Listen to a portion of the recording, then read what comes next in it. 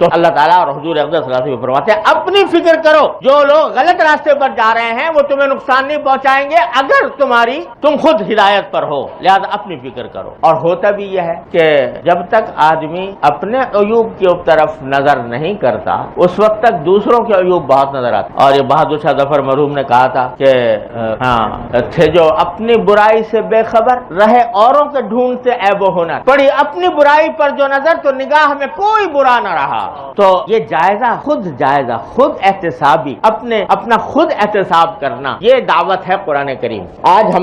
ہم لوگوں کی خرابی یہ ہے کہ اصلاحی تنظیمیں، اصلاحی جماعتیں اگر گنو تو گنتی سے اوپر ہے، لیکن معاشرے پر ان کے اثرات بہت کم ہیں۔ اس کی وجہ یہ ہے کہ ہم نے یہ تصور کر رکھا، میں اگر اصلاح کا جھنڈا لے کے کھڑا ہوتا ہوں تو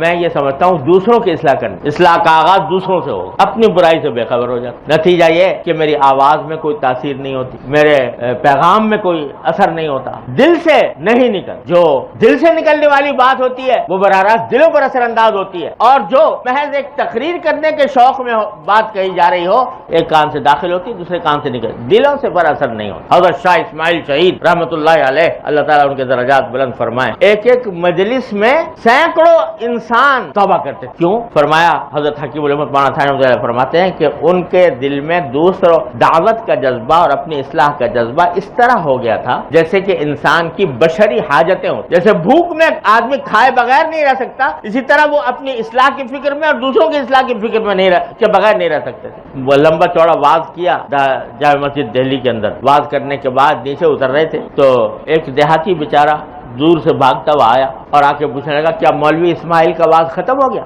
میں نے کہا ہاں بھائی ختم ہو گیا۔ کہا انا للہ، میں تو بہت دور سے ان کا بات سننے کے لیے آیا تھا، دیہات سے چل کے، میں افسوس ہے مجھے نہیں ملا۔ تو تم فکر نہ کرو، میرا ہی نام اسماعیل ہے، آؤ بیٹھو میں بتاتا ہوں میں نے کیا کہا۔ وہاں بٹھایا اور جو پورے واز کی باتیں تھیں وہ اکیلے آدمی کو اس کو سامنے سنا دی۔ لوگوں کو پتہ چلا تو انہوں نے کہا صاحب آپ نے بھی کمال کیا، ایک آدمی کی خاطر پورا واز دہرا دیا آپ نے۔ تو فرمایا کہ میں نے تو پہلے بھی ایک ہی کے لیے کہا، میں نے تو پہلے بھی ایک ہی کے لیے کہا تھا، تو اب بھی ایک ہی کے لیے کہا۔ دل میں تو یہ لگن لگی ہوئی ہے کسی طرح میں جب اللہ تبارک و تعالیٰ کے سامنے پہنچوں تو یہ کہہ سکوں کہ معذرتاً الی ربکم، کہ میں اپنے پروردگار کے سامنے یہ کہہ سکوں کہ میں نے جو کچھ میرے بس میں تھا وہ کر لیا۔ تو یہ جذبہ ہے در حقیقت کہ اگر ہمیں اپنی فکر پڑ جائے، جب اپنی فکر، اگر ہم جیسے ہماری حالت ہے کہ اپنی فکر تو ہے نہیں، دوسروں کے بیماریوں کی طرف توجہ ہے، تو اس کی مثال ایسی ہے جیسے ایک آدمی جو ہے وہ خود بیمار ہو اور اپنی بیماری کی تو فکر نہ کرے اور دوسروں کی بیماریوں کو دیکھتا رہے۔ تو یہ جب آدمی یہ سمجھ لے کہ جو بھی خرابی ہے وہ میری بیماری ہے اور اس کا علاج ضروری ہے، یہ فکر پیدا اللہ تعالی ہمارے دلوں میں کر دے۔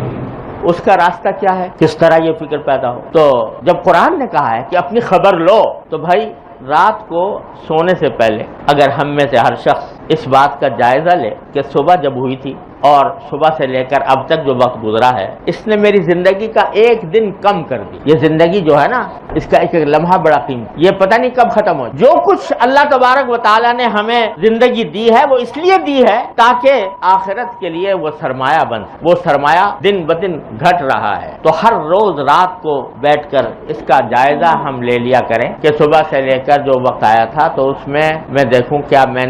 میری عبادتیں کیسی ہوئیں، اس میں کمی کوتاہی تو نہیں ہوئی،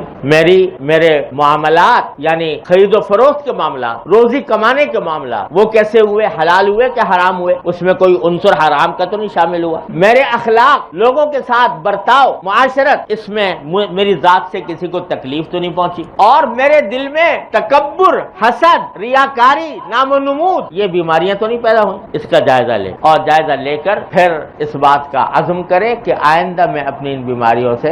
اپنے آپ کو پاک کرنے کی کوشش کروں گا۔ دیکھیے قرآن کریم میں فرمایا ہے لقد کان لکم فی رسول اللہ اسوۃ حسنہ، تمہارے لیے اللہ کے رسول میں بہترین نمونہ ہے صلی اللہ علیہ وسلم۔ تو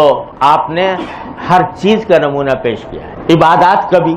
تجارت کا بھی، زراعت کا بھی، حضور اقدس صلی اللہ علیہ وسلم نے زراعت بھی، کاشتکاری بھی کی ہے جرف کے مقام پر، تجارت بھی کی ہے اور اپنے دوسروں کے ساتھ معاشرت بھی فرمائی ہے، بیوی بچوں کے ساتھ بھی رہے ہیں اور دنیا کی زندگی کا کوئی شعبہ ایسا نہیں ہے جس میں رسول کریم سرور دو عالم صلی اللہ علیہ وسلم کی حیات طیبہ کا نمونہ ہمارے سامنے.